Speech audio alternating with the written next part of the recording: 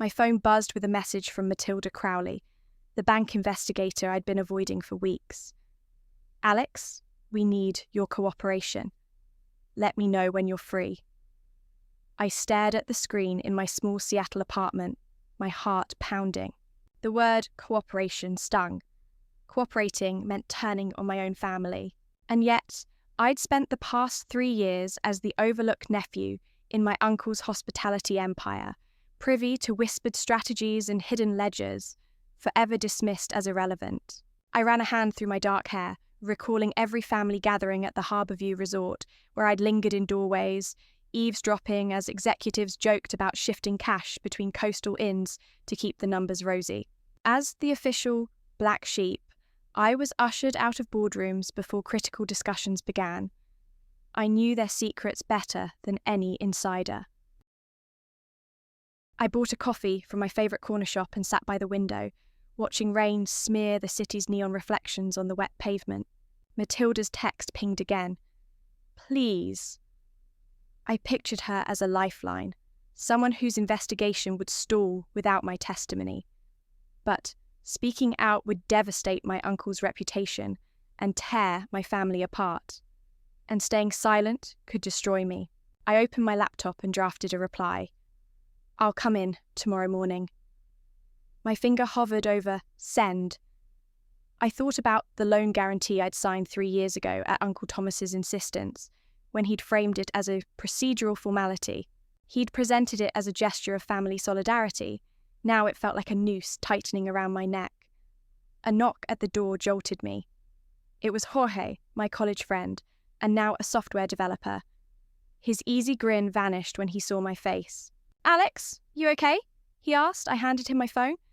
He read the text and let out a low whistle. "You've got to be kidding me." I sank onto my worn couch. "I don't know what to do, Jorge." He placed a hand on my shoulder. "Think about yourself. You're the guarantor. This is your fight now. They can't bury it without you." I exhaled, rain pattering against the glass. Tomorrow morning, I would walk into a sterile meeting room at Seabourn Bank, not as family, but as someone who could topple an empire with the truth. I realized my life was about to change forever. The next morning, I waited in the lobby of Seabourn Bank at exactly 9:30, my palm slick against the briefcase handle. I watched pale sunlight filter through floor-to-ceiling windows, illuminating rows of chairs where other clients sat scrolling on their phones. My heart thundered as Matilda appeared in a charcoal grey suit, clipboard in hand. "Alex Navarro?" she asked, extending her hand. I nodded and followed her down a hallway lined with portraits of past bank presidents. The air smelled faintly of machine polish and recycled coffee. She led me into a windowless conference room where 2 men in crisp shirts and ties sat behind a long polished table. One introduced himself as Carter and Nguyen, the bank's legal counsel. The other, a quiet man named Peter Lowe, handled compliance. They offered me bottled water, and I apologized for my racing pulse. "Thank you for coming," Matilda began. "We have reason to believe that Crowley Resorts has been manipulating its financials to secure loans under false pretenses. You, as a guarantor on their $30 million line of credit, have standing to access internal documents." She tapped her clipboard. "We need your written statement and any records you can provide." I swallowed. "I know about the transfers between properties. I have screenshots of emails where they instructed managers to move cash to keep certain locations looking healthy before audits." Carter leaned forward. "Can you produce those emails and any supporting ledgers?" "I saved them on a flash drive," I said, pulling it from my pocket. "And I have notes from board meetings, unofficial minutes I took when I was asked to step out of the room." "They assume I'm irrelevant, so I was never confronted about it," Peter jotted furiously. "This is invaluable. You understand that by sharing these documents, you're risking your relationship with your uncle and the rest of your family." I nodded. "Yes, but if I don't, I'll be liable for that loan myself. I can't stand by and watch him sacrifice me as collateral." Matilda offered a small supportive smile. We'll protect you as best we can. The bank has non-retaliation policies for guarantors, and you're legally entitled to this information. After we review your evidence, we'll prepare formal demands for Crowley Resorts to produce all financial records. They'll have 30 days to comply. I exhaled, a knot in my chest loosening slightly. What happens if they refuse?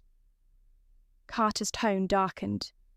We'll seek a court injunction to freeze assets and compel disclosure.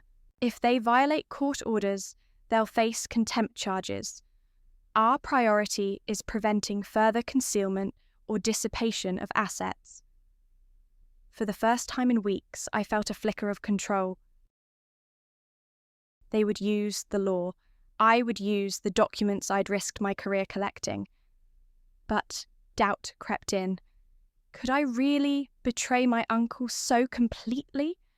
Was I just trading one form of exile for another? Matilda nodded at Carter. Carter will draft the demand letter.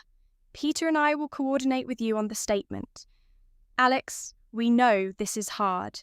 You're doing the right thing.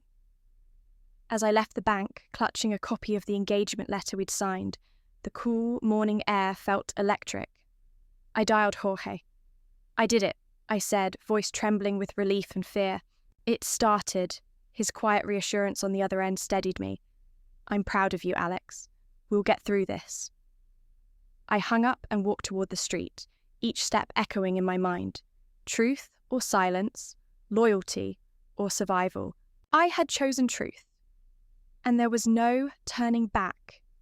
That evening, I returned to my apartment, thinly veiled as routine. I brewed tea, scrolled social media, and pretended nothing had changed. But the weight of my actions pressed on my chest like a solid block. I glanced at the flash drive on my desk, every incriminating email, ledger extract, and scribbled note I had amassed. Tomorrow, the bank lawyers would deliver their formal request to Crowley Resorts. I knew exactly how my uncle would react. My phone buzzed, a text from a blocked number. Stop what you're doing. Meet me tonight. Pier 58, shipping container at the north end. Come alone.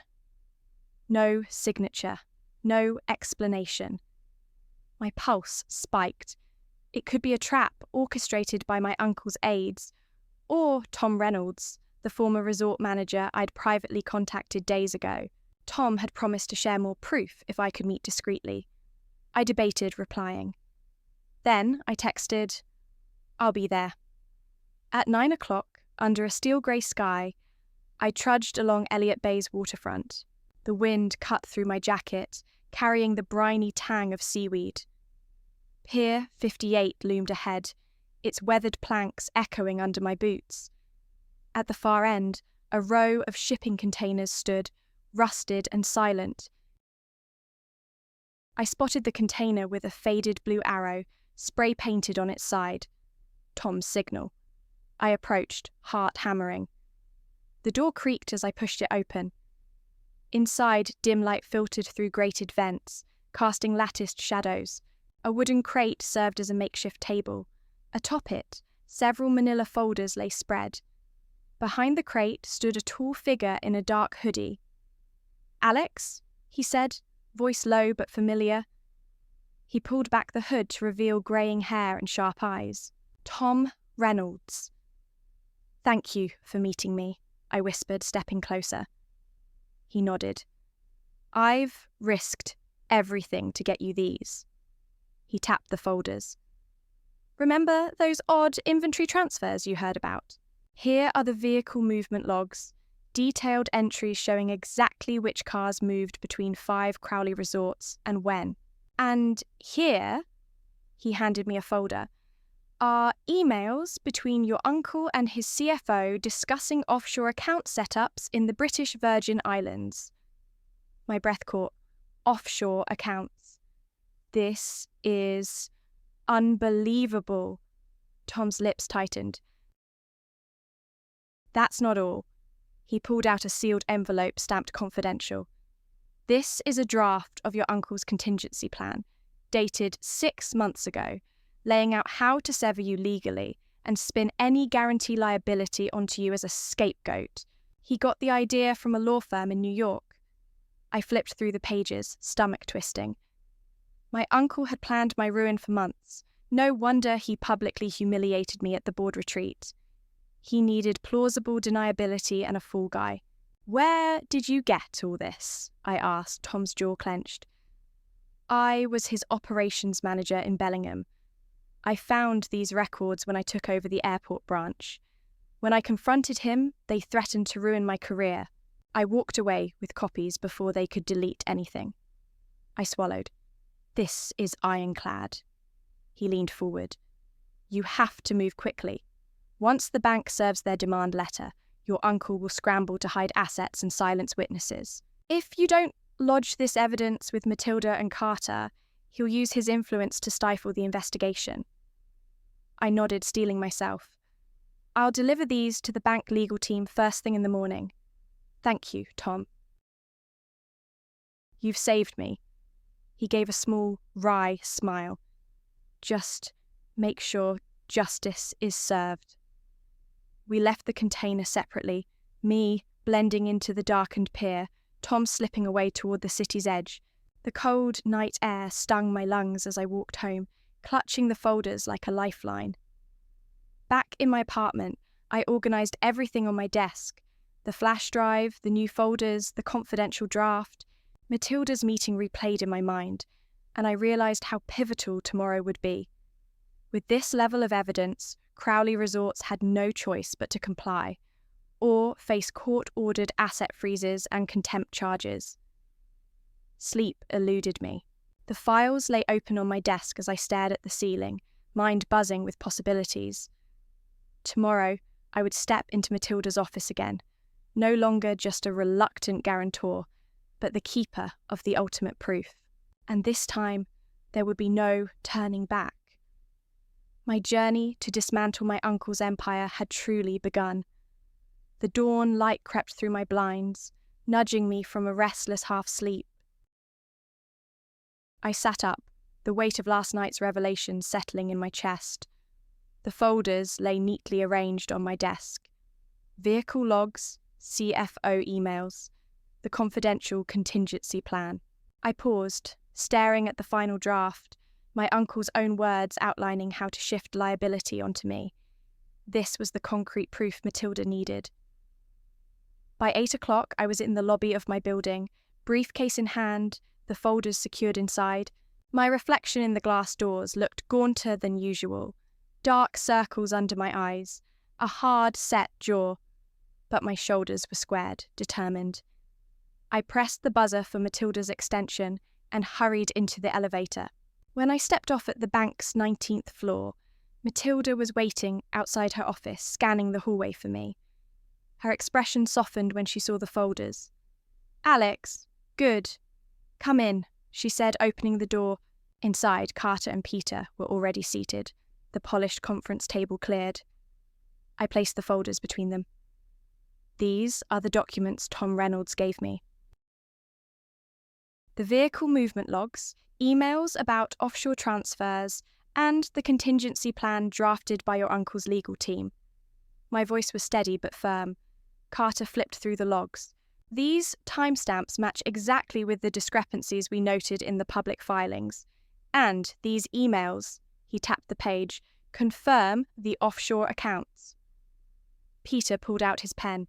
With these, we can amend our demand letter to include the new evidence. Crowley Resorts will have less ground to stall. Matilda looked at me, gratitude shining in her tired eyes. Thank you, Alex. This changes everything. We'll send an amended demand today and begin preparations for an asset freeze order. I nodded. What about the contingency plan? It's direct proof of intent to defraud and to sacrifice me as the guarantor. Carter steepled his fingers.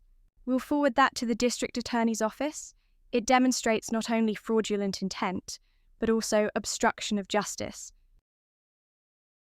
They'll likely open a criminal inquiry parallel to our civil action. A swell of relief washed over me.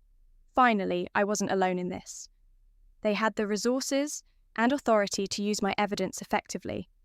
But another thought surfaced. Time. How soon do we serve? I asked. Matilda consulted her notes. We'll issue the amended demand by close of business. Crowley Resorts has 30 days to comply, but given the gravity of these documents, we'll petition for an expedited hearing. I'd estimate we could get a preliminary injunction within 2 weeks. I exhaled. And in that time, Uncle Thomas can't move assets or threaten witnesses? Correct, Peter confirmed. If he tries, he risks contempt and additional charges. We'll also issue protective orders for you and any witnesses, like Tom. My mind flashed to Tom, slipping away into the night. I owed him everything, but I also worried about his safety. Will Tom be notified of the protective order? I asked. Matilda nodded. Yes, we'll arrange it. No one will touch him now. She paused, folding her hands. Alex, you've shown incredible courage. I know this is painful, betraying your family like this, but you've done the right thing for yourself, your creditors, even the honest employees who thought they worked for a reputable company. Her words struck a chord. I'd feared I'd betrayed my uncle. In reality, I was saving everyone trapped in his web of lies. Thank you, I said quietly. I just want the truth to come out. Matilda offered me a reassuring smile. And it will. Now, let's get these filings in motion. As I left the bank, the morning sun felt warmer than before. The path ahead would be brutal. Court battles, media scrutiny, family fallout. But with the law and irrefutable proof on my side, I felt a quiet confidence. Today, I had become more than a guarantor in a fraudulent scheme. I was the catalyst for accountability and justice.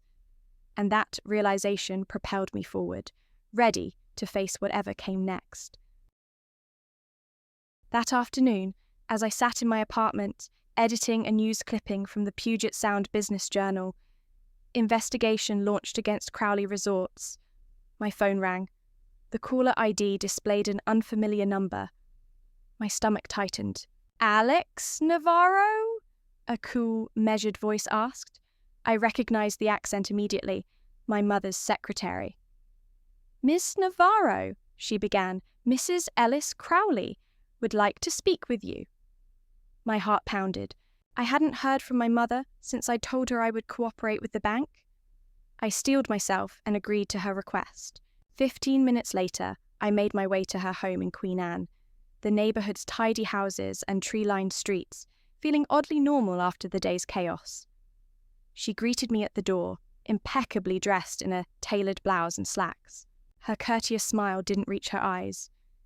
Alex, thank you for coming, she said, leading me into a sunlit living room overlooking Elliott Bay. I sat, palms resting on my briefcase.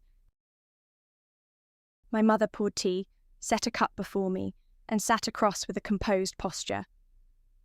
Alex, she began, voice soft but firm, your cooperation with the bank has caused quite a stir. Your uncle insists you've been misled and that you're making false allegations. She sighed as though burdened by her own words. I'm here to ask you, please reconsider. Your uncle is distraught. He's worried about you more than the business. I met her gaze.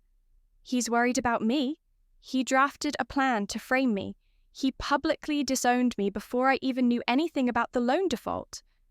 Her lips pressed into a thin line. That was a misunderstanding, an emotional outburst. Your uncle cares deeply for you. I shook my head.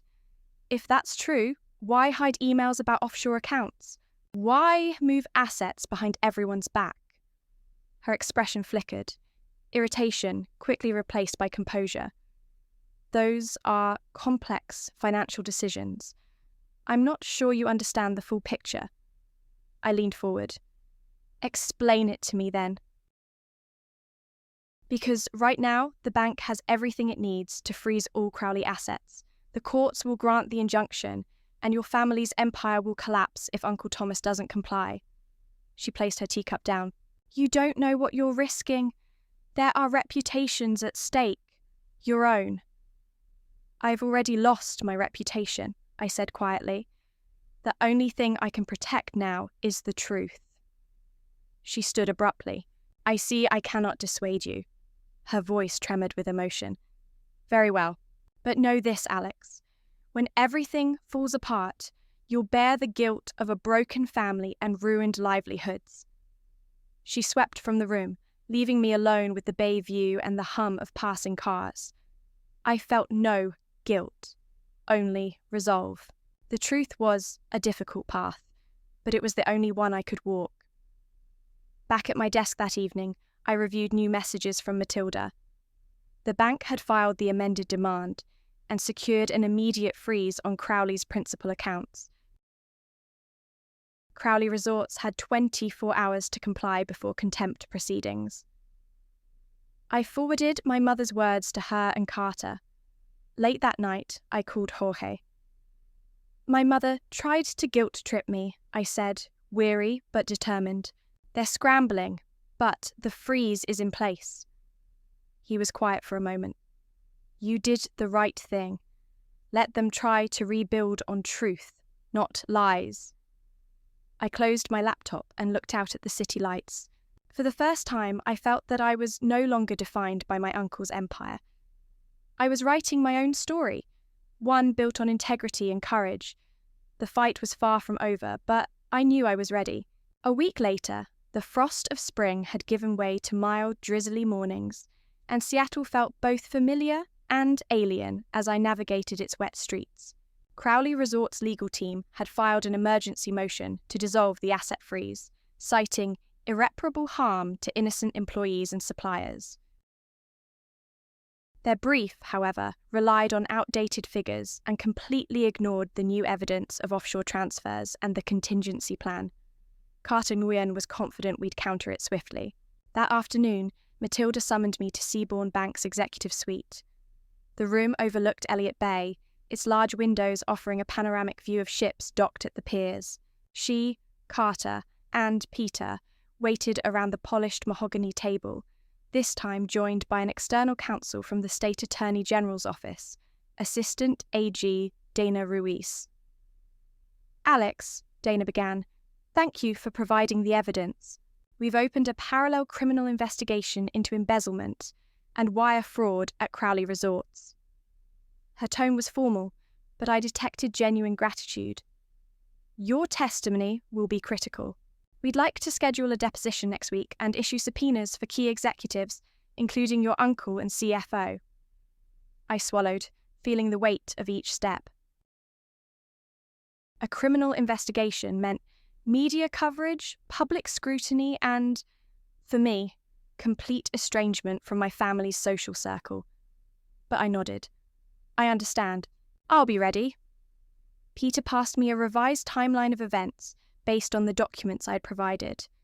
The initial redirections of cash, the registration of shell companies in the BVI, and the drafted strategy to scapegoat me. Each bullet point reminded me just how systematic my uncle's fraud had been. Carter added, Our court date for the injunction is set for the day after tomorrow. We expect Crowley's lawyers to argue technicalities, but, with the new evidence, I'm confident the judge will keep the freeze in effect. I exhaled.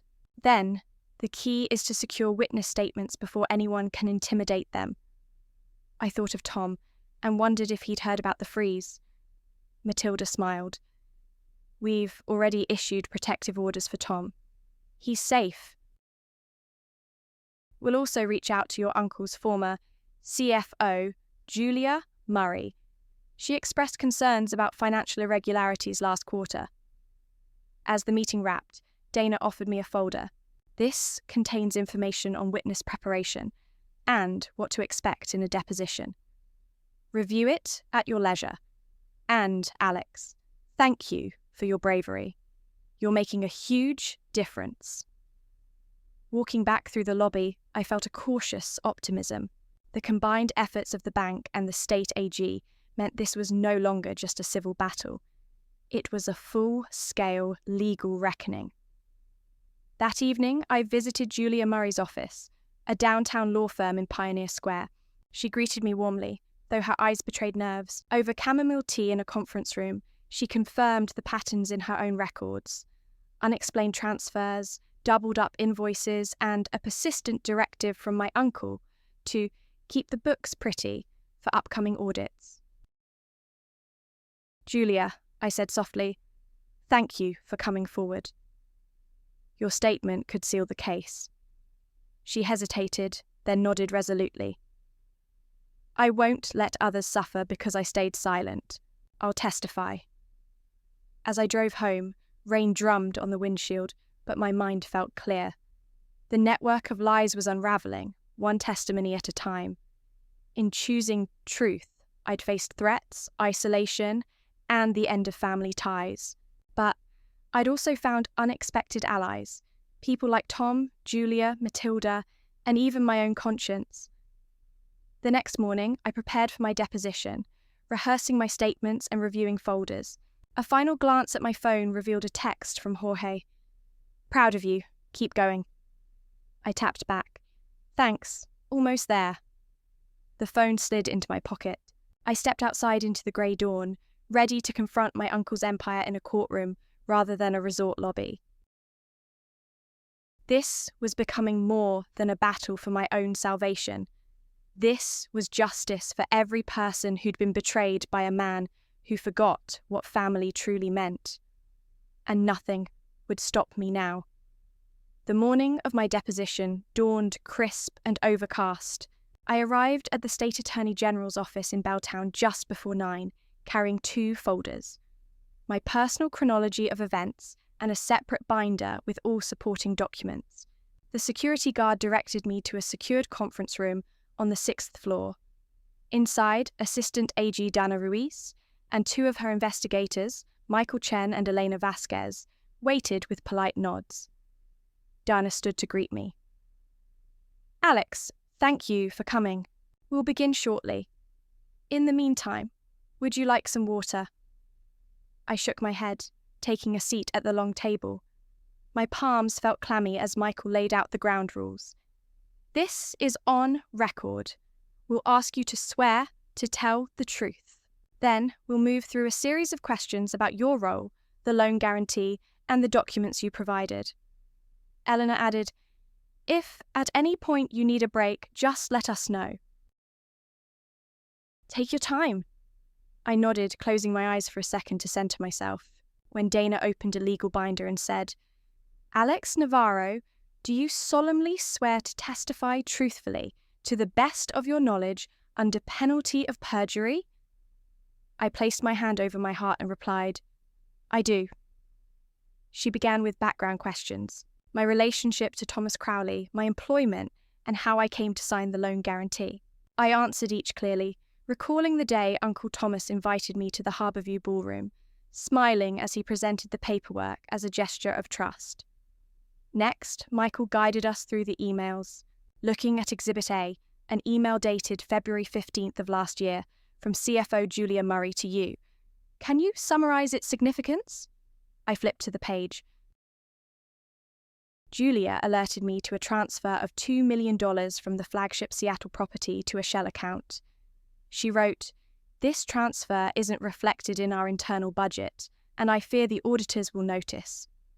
Michael nodded. "And you saved this email because I suspected the numbers were being manipulated. I wanted proof in case I ever needed to expose wrongdoing." Eleanor then moved to the inventory logs. "Exhibit B, can you explain the pattern of vehicle movements between Crowley properties?" I pointed to the highlighted dates. Notice how, every quarter before audit visits, hundreds of cars moved from properties in Tacoma and Bellevue to the Seattle lot, then moved back after the audit. These aren't sales, they're empty transfers designed to inflate collateral. Dana interjected, "So, the intent was to mislead lenders about asset value?" I nodded firmly. "Yes." As the deposition continued, they asked probing questions about the RCM contingency plan. When presented with the draft, signed by Thomas Crowley and his legal advisors, I explained that it outlined strategies to alienate me legally and brand me as a conspirator. A plan in his own handwriting, to sacrifice me to shield himself. Or by midday, they concluded the session. Dana gathered the papers, saying, "Thank you, Alex. Your testimony is pivotal. We'll notify you if we need further clarification, but this is a robust record." I exhaled, relief washing over me. It felt surreal to sit there, recounting my family's darkest machinations under oath. Walking down the courthouse steps, I resisted the urge to look back. Each stride felt lighter. I'd faced my uncle in the most formal arena imaginable, and I'd told the truth. That evening, back in my apartment, I poured myself a glass of water and gazed out at the rain-streaked windows. I knew there were more battles to fight, court hearings, appeals, media spin campaigns, but for now, I allowed myself a moment of quiet pride. I had spoken my truth under oath, and no one could take that away from me. In the days following my deposition, I sensed the shifting tides. Crowley's lawyers filed motions to challenge the admissibility of key exhibits, arguing chain of custody issues, and alleging I might have tampered with electronic records. At the same time, local business reporters began calling, probing for quotes. I declined every request, wanting to maintain the integrity of the ongoing investigation. Late one evening, my cell phone rang. The number was blocked. My pulse quickened as I answered. "Alex Navarro?" a low voice asked, and we, "Yes?" "I'm, let's say, a concerned party." The voice dripped faux concern. "You're playing with fire. My advice? Drop the fight. Think of your future, your career, your reputation." "Your uncle can make things difficult for you." I recognized the threat beneath the polite tone. "Who is this?" I asked, keeping my voice calm. "There are people who'd prefer you stay silent," the voice continued. "Don't underestimate what your uncle can do." The line went dead. I stared at the phone, anger and fear mingling. They were trying to intimidate me, but I refused to be cowed. I texted Jorge. "Got a warning call. They're scared." He replied immediately, "Stay strong. Document it. We'll use it." The next morning, I forwarded the voicemail to Dana Ruiz and Carter Nguyen. They assured me that any threat could be used as evidence of witness intimidation, strengthening both civil and criminal cases. Meanwhile, Uncle Thomas's empire teetered. Crowley Resorts announced an abrupt restructuring, replacing several executives and hiring a PR agency. Their public statement blamed unexpected market conditions and asserted their commitment to transparency. I knew it was a smokescreen. That Friday, Matilda arranged a secure viewing at the bank's evidence room. Carter, Peter, and I reviewed all the materials again: emails, vehicle logs, bank statements, and internal memos. Each document was catalogued meticulously. As we watched surveillance footage of a midnight removal of boxes from the Bellingham Resort, boxes that matched the shipping containers Tom Reynolds had accessed, we realized the scope of the cover-up was vaster than we'd imagined. "Those boxes contained archived audit files," Carter said gravely. "They tried to destroy years of evidence." Peter tapped his pen. "We'll add obstruction of justice charges. This is beyond fraud. It's systematic destruction of records." I felt a mix of vindication and dread. My uncle had tried to erase the proof, but by risking everything, I'd uncovered the full extent of his actions. That evening, I walked through Seattle's Pioneer Square, the historic brick buildings bathed in lamplight. I thought of all the people affected by Crowley's deception: employees who lost bonuses, small vendors stiffed on invoices, guests misled by luxury promises. Their trust had been exploited. My phone buzzed. A text from Assistant AG Ruiz. "Judge granted injunction. Asset freeze upheld. Next court hearing set for Wednesday. Thank you for your courage." I exhaled, relief mingling with resolve. The legal machinery was in motion, and the walls were closing in on Crowley Resorts. As I headed home, I felt a profound shift within me. I was no longer merely fighting for my own survival. I was part of a larger battle for accountability and justice. My uncle's empire was built on fragile lies, and now those lies would shatter piece by piece, revealing the truth for all to see. Wednesday arrived with a glimmer of sunshine breaking through the usual Pacific Northwest overcast, an ironic flourish for a day that would shine a harsh light on Crowley resorts. I reached the King County Courthouse early, dressed in a navy blazer and crisp shirt, feeling the familiar nervous excitement. Inside, reporters clustered near the entrance, snapping photos as I passed. I avoided their lenses, heading straight to the secured courtroom on the 3rd floor. The bench was packed, my uncle's legal team on the left, the bank's attorneys and Assistant AG Ruiz on the right. Judge McAllister, an imposing figure with silver hair and a reputation for no-nonsense rulings, presided over the hearing. Carter and Matilda sat beside me, offering quiet nods of encouragement. "Counsel," Judge McAllister began, "we are here to address the preliminary injunction and asset freeze requested by Seabourn Bank against Crowley Resorts. Briefs have been submitted on both sides. I will hear argument first from the bank." Matilda stood gracefully. "Your Honour, the evidence demonstrates that Crowley Resorts engaged in deliberate misrepresentation of its assets, shifting funds, falsifying records, and hiding documents. The guarantor, Mr. Navarro, possesses first-hand knowledge and irrefutable documentation. Without immediate relief, Crowley risks further dissipation of assets, rendering any eventual judgment meaningless." Carter added, "We request maintenance of the asset freeze and an order compelling Crowley Resorts to produce all financial records within 7 days." Next, Crowley's lead counsel, Sylvia Hargrove, rose. Her tailored suit and calm demeanour belied the tension in her voice. "Your Honour, while we acknowledge past errors in financial reporting, Crowley Resorts is undertaking comprehensive restructuring to address these issues. We contend the bank's requests are overly broad, unduly disruptive to business operations, and based on unverified allegations." She paused, letting the courtroom absorb her words. "Further, Mr. Navarro's testimony, while compelling, is tainted by personal animus toward his uncle. This court should deny the bank's motion and allow Crowley Resorts to implement its internal corrective measures." I tensed, expecting a direct attack on me. Instead, she focused on procedural objections and painting Crowley's plans as cooperative. Judge McAllister frowned. "Thank you," he intoned. Then he turned to me. "Mr. Navarro, the court would like to hear from you. Please stand." My heart pounded as I rose. The room fell silent. The judge's piercing gaze met mine.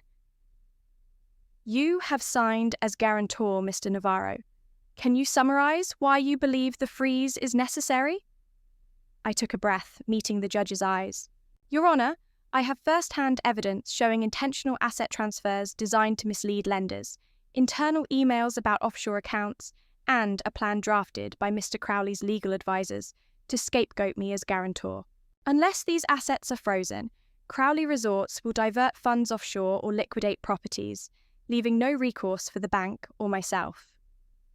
The courtroom remained hushed as I handed my folder to the bailiff. Judge McAllister perused it, pausing over the stamped contingency plan, his brow furrowing. He looked up. "Mr. Crowley," he said, addressing my uncle's empty counsel table, "this court takes allegations of fraud and record destruction seriously. Given the credible evidence and testimony, the motion for preliminary injunction and asset freeze is hereby granted. Crowley Resorts must produce all financial records to Seabourn Bank within 7 days, and all assets currently frozen shall remain under court supervision pending further order." A murmur rippled through the room. Matilda exhaled and squeezed my hand. Outside, reporters clamoured, but I felt a calm resolve settle over me. I'd won this battle, momentarily securing the fortress against my uncle's next moves. As I left the courtroom, Carter and Matilda flanked me. "Great job." Carter said quietly. This will send a strong signal to his board and investors. Matilda nodded. You were powerful under oath, Alex. Justice has taken a significant step today. I nodded, glancing back at the courthouse steps. My uncle's empire had been checked, its facade cracked. But the war was far from over. Still, walking out into the Pacific sunshine, I felt, perhaps for the first time, truly free. The morning after the injunction felt surreal. Dawn broke over Seattle with a rare splash of blue sky, as though the city itself celebrated our victory. I arrived at the office of the Bradley Integrity Foundation, my fledgling non-profit dedicated to supporting whistleblowers, and settled into my chair, running through emails. Within hours, Matilda's memo appeared in my inbox. The bank and the state AG had filed for contempt charges against Crowley Resorts for missing deadlines on record production. By mid-morning, news outlets picked up the story.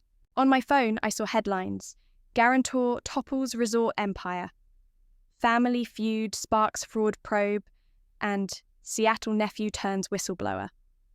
I sighed, torn between vindication and unease. My face stared back at me in dozens of articles. My private battle, now public drama. A knock at the door interrupted my thoughts. It was Dana Ruiz, the assistant AG. She carried a file heavy with new developments. Alex, she said quietly, closing the door, we've traced significant fund transfers from offshore accounts into a shell corporation registered in your uncle's name. We need your authorization to subpoena any entities connected to him personally. With your permission, we can extend the investigation beyond Crowley Resorts to include all related companies. I nodded. Do it. I want every shell, every hidden account uncovered. Dana gave a respectful nod. Understood. We'll move immediately. Late afternoon, I returned home to find a letter taped to my door. It bore no return address, just my name in familiar handwriting. Inside lay a single sheet. Meet me at Harborview, rooftop, midnight. Usual code. The usual code meant Thomas Reed, the former executive assistant who'd quietly defected months earlier. He'd offered help once. I'd hesitated. Now, with the case gaining momentum, I felt I needed his testimony. That night, I slipped into Harborview Resort under dim lights. The rooftop terrace was empty except for Thomas Reed, who waited near a plant wall. He looked gaunt, but resolute. Alex, he greeted softly, you did well today. I exhaled. I need your help again. Dana just told me they're subpoenaing related entities, but I suspect there are more hidden documents, ledgers that never left your old office. Do you still have access? Thomas hesitated. They've been cleaning out my old desk at Harborview, but I copied files to my personal drive before they could seize everything. He pulled out a small encrypted hard drive. This has detailed records of joint ventures and internal memos showing profit-shifting schemes. But it also names board members complicit in the deceptive practices. My pulse quickened. If we hand this to Dana, it could broaden the investigation and expose a network of insiders. Thomas nodded gravely. I know the risks, but they demanded loyalty even when they knew it was wrong. It's time the truth came out. We parted with a firm handshake and I tucked the drive into my coat. Walking back, the city lights shimmered on Elliott Bay, each reflection a reminder that corruption today could be unveiled tomorrow. The next morning, I met Dana at the AG's office. She stared at the drive with awe. This could open new avenues, criminal charges for corporate racketeering, conspiracy, involving executives beyond your uncle. Are you prepared for the fallout? I met her gaze steadily. I am. Let the full scope of wrongdoing come to light. As the drive changed hands, I felt a profound shift. I had moved from guarantor to architect of accountability. The fight would intensify. Powerful figures would resist. Threats would increase, but I was ready. For every hidden ledger uncovered, for every lied-to investor, for every employee deceived, justice moved one step closer. And in the quiet aftermath of that decision, I realized I was no longer just Alex Navarro, the wronged nephew. I was Alex Navarro, the catalyst for truth, determined to dismantle the entire web of deceit, brick by brick. Winter settled over Seattle with a bite in the air that reminded me how far we'd come and how much was still at stake. Crowley Resort's contempt hearing was scheduled for the following week, but before that, the Attorney General needed to sift through the new material Thomas Reed provided. The cloud of anticipation hung over me like a storm front. Every morning brought fresh updates and new subpoenas. That Thursday, I received a secure call from Assistant AG Dana Ruiz. Alex, we've located 2 additional accounts in the Cayman Islands linked to Crowley Holdings, she reported. We're drafting mutual legal assistance requests and coordinating with international authorities. There's one more thing. Your uncle has filed a protective order against you, alleging harassment and invasion of privacy. It's an obvious stall tactic, but we need your instructions on how to proceed. My jaw tightened. He was desperate enough to try to entangle me in frivolous litigation. I nodded, though she couldn't see me. Counter it immediately. We'll file a motion to dismiss his order and seek sanctions for bad faith. His protective order is an attempt to intimidate me and derail the investigation. She paused, concern softening her tone. This will escalate things quickly. Are you sure you're ready for that? I have to be, I said. He won't stop until he's cornered. Let's corner him faster. That afternoon, I met with my foundation's board, my brother Jorge among them. We reviewed projections for whistleblower support and discussed how the escalating legal battle might affect our grant recipients. The foundation's office hummed with energy, case managers on calls, new applications rolling in from employees across the region. In the midst of corporate turmoil, people needed help. Jorge caught my eye over the layout of our quarterly newsletter draft and gave a sympathetic nod. He'd sacrificed a weekend to help me organise confidential donations for our defence fund. I pressed my lips together, grateful for his loyalty. Later, at my apartment, I opened a letter from Crowley's attorneys.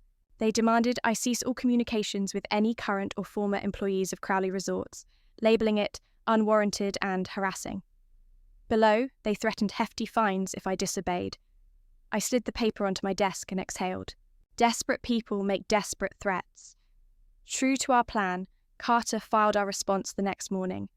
A motion to dismiss with a request for sanctions. We included documentation of their bad faith tactics, omitting records, moving funds offshore, and now this subpoena-heavy harassment. It felt vindicating to see the paperwork go through, but I braced for retaliation. That same evening, as I walked home from a foundation board meeting, I spotted a dark sedan tailing me down 2nd Avenue. My heart raced. I ducked into a busy coffee shop and waited, pretending to read an article on my phone. The car paused outside, headlights off, engine idling. After 5 minutes, I slipped out another exit and lost them in the crowded streets. The message was clear. My uncle's reach extended even into the city's heart. I reported the incident to Dana, who arranged increased security detail whenever I travelled to court or the bank. Each step I took toward justice carried a price, but I refused to retreat. In fact, I felt more resolved than ever. That night, I sat by my window overlooking the lit skyline, sipping tea and reviewing the day's developments.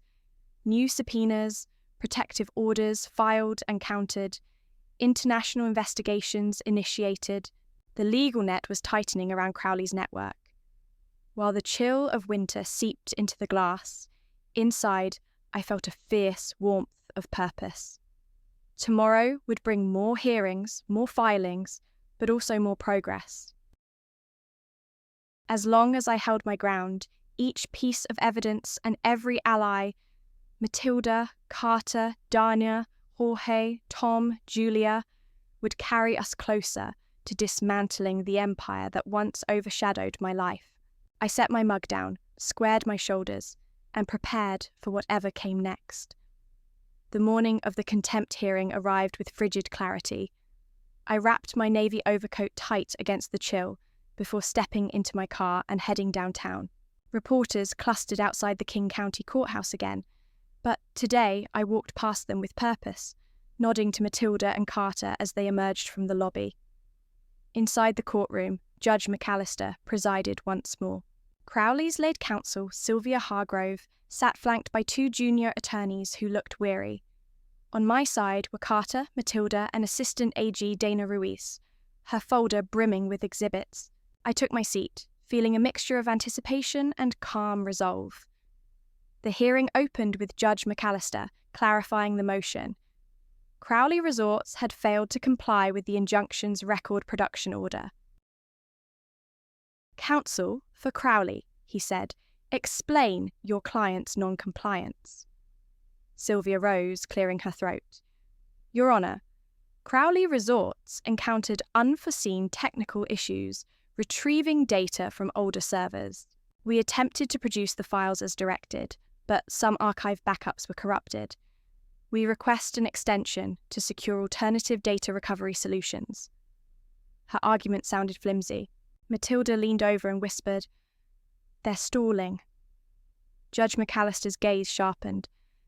Technical issues should have been anticipated when files were deliberately destroyed.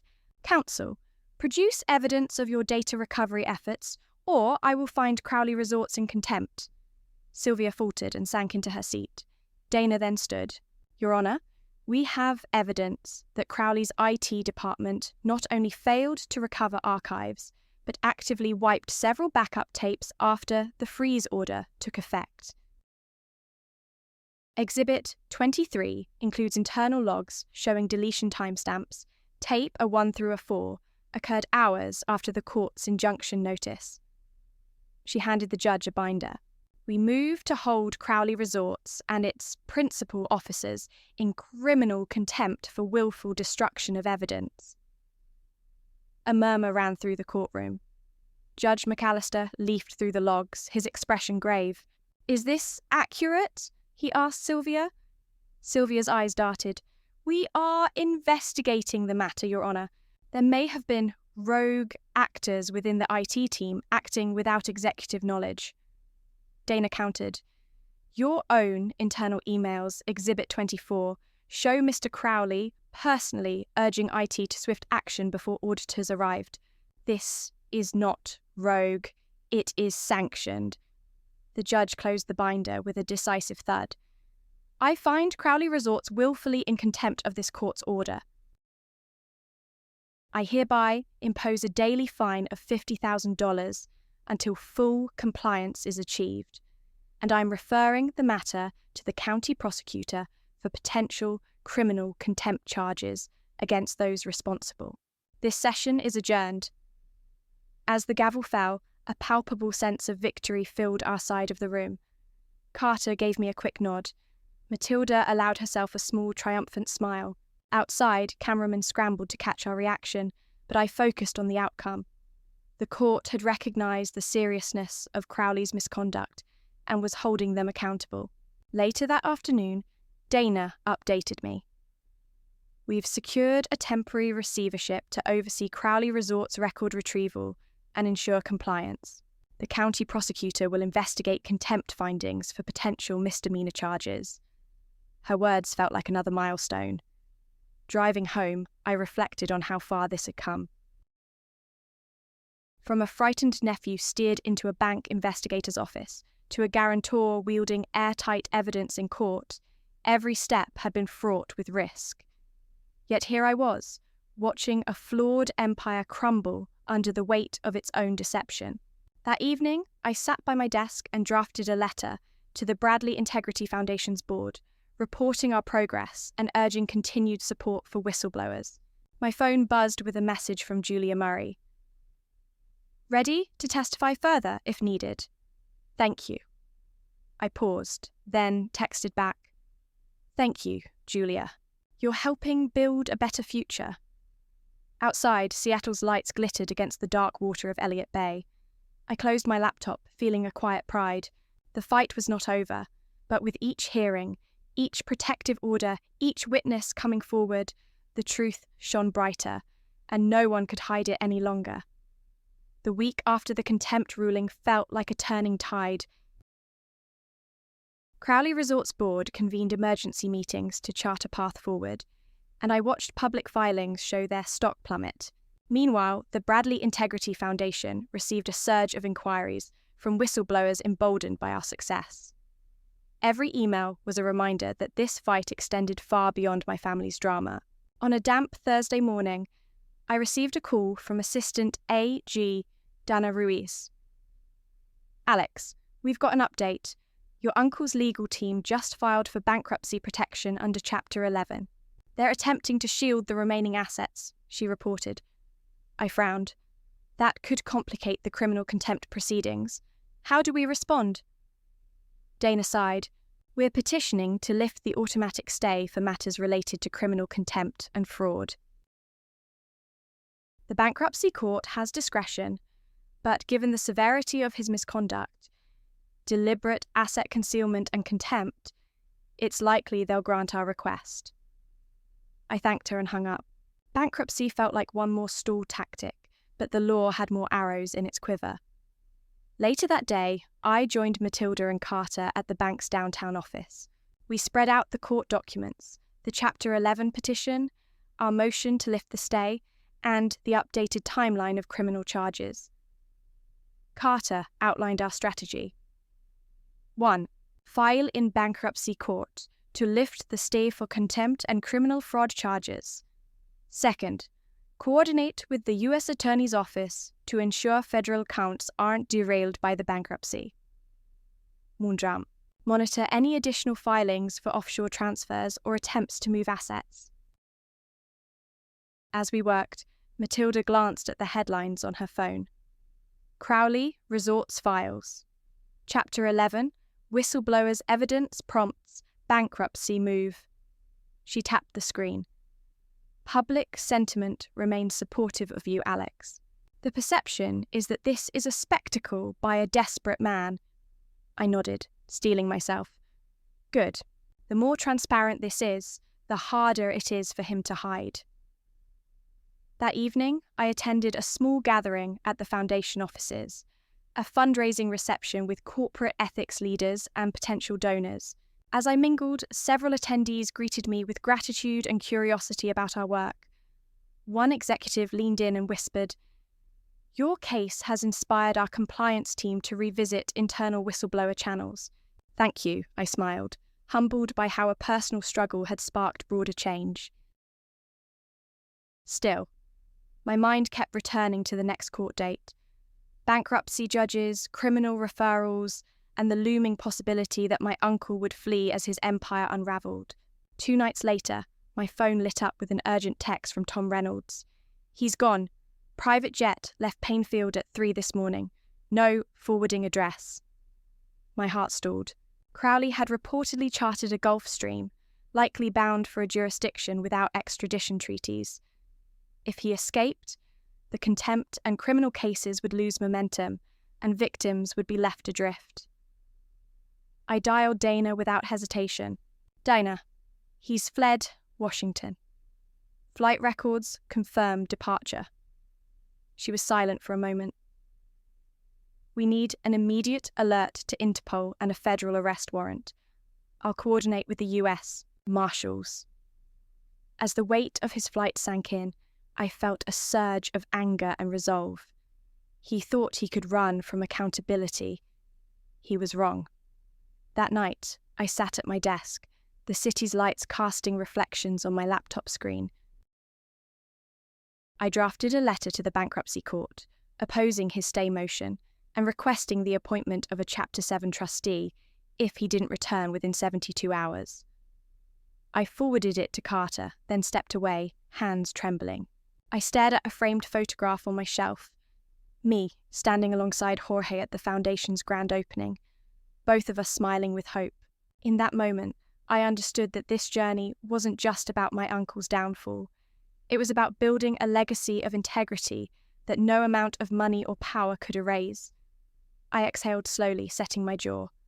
He could flee, he could hide, but truth has a way of catching up, and I would make sure it did wherever he went. The next morning, the news of my uncle's flight hit every headline. Crowley, resorts founder, flees country. Nevada, jet escape raises questions of extradition. And whistleblower's fight goes global. I woke before dawn, unsettled by the thought that Thomas Crowley might slip through international cracks. I poured strong coffee and opened my laptop, reviewing overnight updates from Dana Ruiz and the US Marshals Service. Dana's email arrived at 7:05 a.m. We have an Interpol red notice and a federal arrest warrant issued. US. Marshals are coordinating with authorities in Geneva, the likely destination based on flight data. I'll keep you posted. I stared at the screen, heart pounding. Geneva sounded far away, and I worried that bureaucratic delays could let him vanish again. I typed a quick reply. Please, expedite. Let me know if there's anything I can do to assist. Within an hour, Matilda called. Alex, the bank's international counsel is drafting subpoenas for your uncle's Swiss accounts. We need to show Geneva's courts that the charges are legitimate and non-political. Can you provide affidavits detailing the fraud elements and chain of custody for evidence? I agreed immediately. We arranged a secure video link with our Swiss attorneys for that afternoon. As I logged on, my binder of exhibits appeared on the screen. Emails about shell companies, logs of vehicle transfers, and, most damningly, the legal memo outlining his plan to scapegoat me. The Swiss counsel, a poised woman named Elise Fournier, assured me they'd file an emergency petition to freeze assets and detain him upon arrival. By midday, I felt a cautious hope. Perhaps he'd be arrested before he even touched down, but the threat remained. If he evaded Swiss police, extradition could take months, or be refused if he claimed political persecution. That afternoon, I headed to the Bradley Integrity Foundation's office to prepare the affidavits. Jorge and I worked side by side, translating key documents, notarizing pages, and ensuring every signature was properly witnessed. Our interns watched in awe as we assembled stacks of paper that represented years of wrongdoing and their promises of justice. As I stamped the final page, my phone buzzed again. Dana. He was apprehended during transit through Zurich. Swiss authorities confirmed identity via fingerprints. He's in custody at Zurich-Kloten Airport. Extradition paperwork has been filed with the Federal Office of Justice. A wave of relief washed over me. I slumped into my chair, exhausted but exhilarated. After months of fighting, the fugitive was caught. Now, the legal machinery would move to bring him home. That evening, the U.S. Attorney's Office held a press briefing outside the federal courthouse in Seattle. I attended quietly in the back row, Jorge and Matilda flanking me. Assistant U.S. Attorney Michael Holt announced the news. Thomas Crowley has been detained in Switzerland and will be extradited under the terms of the U.S.-Switzerland Treaty. He faces multiple federal charges, including bank fraud, wire fraud, money laundering, and obstruction of justice. Reporters shouted questions, cameras flashed. I felt a tug on my sleeve, journalists seeking comment. I shook my head, stepping aside. I didn't want personal attention overshadowing the case's significance. That corporate criminals could be held accountable, no matter their power or connections. Later, as the press conference ended, Jorge put an arm around me. You did it, he said softly. He can't hide anymore. I nodded, glancing up at the courthouse's grand columns. It's not over until he's convicted, and until all those who enabled him face justice too. But today, we've shown that truth can outrun even the fastest jet. Walking away, I felt the burden lighten. Soon, the final hearings and trials would unfold. The web of lies my uncle had spun would unravel completely in a Seattle courtroom, where it all began. For the first time in months, I allowed myself to imagine a future beyond litigation, one where my foundation thrived, protecting whistleblowers and preventing this kind of betrayal again. And with that thought, I stepped forward into the cold night, ready for the final chapter. The late winter sun filtered weakly through my office window as I drafted the closing remarks for the upcoming sentencing hearing. After months of discovery, court battles, international manhunts, and witness testimonies, the moment of reckoning was at hand. The U.S. District Court in Seattle would convene next week to hear victim impact statements and determine restitution. I felt a calm determination as I reviewed the schedule. First, the prosecution's presentation of losses incurred by creditors, then my own statement as the principal guarantor and whistleblower. That afternoon, I met privately with Assistant U.S. Attorney Michael Holt to finalize my remarks. He praised the impact my actions had on dismantling a sophisticated fraud scheme. "Your testimony saved the bank and countless employees and vendors from ruin," he said. "You also set a precedent that family ties don't shield criminal conduct." His words warmed me. All the sleepless nights and relentless pressure had served a greater purpose. As I walked back to the Bradley Integrity Foundation, I passed the old Harborview Resort, its facade worn after years of turmoil. A single blooming cherry tree outside the entrance stood in pale blossom. Unexpected beauty amid decay. I paused, remembering the first time I'd eavesdropped there, imagining that I was invisible. Now I stood openly, unafraid. That evening, I convened a small gathering of key allies in our foundation's conference room. Matilda Crowley, Carter Nguyen, Dana Ruiz, Jorge Tom Reynolds, and Julia Murray. Each had risked their careers or comfort to ensure the truth prevailed. We raised glasses of sparkling water in quiet celebration. Tom nodded, voice thick with emotion. "I'm proud to have stood by you." "Seattle needed someone like you," Julia added. "You gave me the courage to speak up. Now I feel empowered to protect others." Their gratitude reminded me why I'd chosen this path. The next morning, I arrived at the federal courthouse early, dressed in a dark suit. Reporters and well-wishers lined the sidewalk. Many recognized me now not as the nephew, but as a champion of justice. I offered brief nods before entering the courtroom where Judge McAllister presided. The prosecution outlined the staggering scale of the fraud. Over $60 million misappropriated, dozens of employees laid off, and reputational harm to lenders and communities. Then came my turn. I stood, took a steadying breath, and addressed the court. "Your Honor, what began as a gesture of family loyalty became a tool to conceal deceit. I was spared only by the belief that truth matters more than legacy.